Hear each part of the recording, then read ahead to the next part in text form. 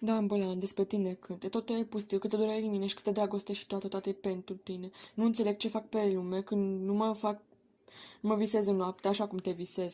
Dar eu plec, tu rămâi și-ți mai doresc iubire care am vrut să-ți ofer atât de mult. Poate acum că nu mai sunt, vei înțelege, sper, dar va fi târziu și eu mă înalț spre cer. Și eu mă înalț spre cer și simt că te las în gerul meu. Când ploaie va fi pe pământ, tu vei ști că despre tine când soare va fi pe pământ, tu vei ști că despre tine cânt.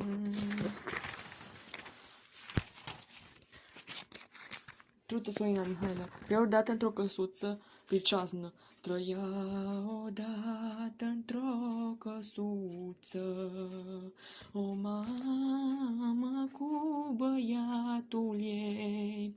Se bucura biata măicuță că era lângă fiul ei.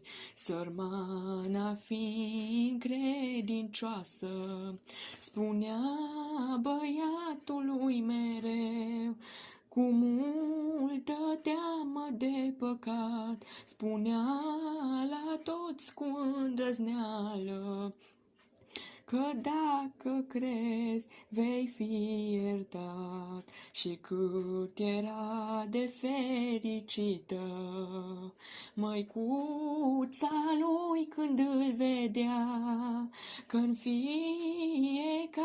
zi băiatul cânta mereu și se ruga. Dar când el se făcu mai mare, îi spuse mamei cu dispreț, m-am plictisit, eu plec în lume, sunt tânăr, vreau să mă distrez. Și-n fiecare zi băiatul cu lumea el își petrecea. La mama lui ce plângea într-una, el nici de cum nu se gândea.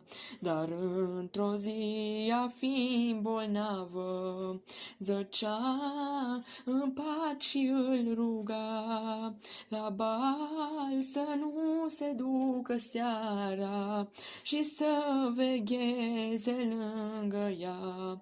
El nici măcar n-a vrut să asculte și a plecat nepăsător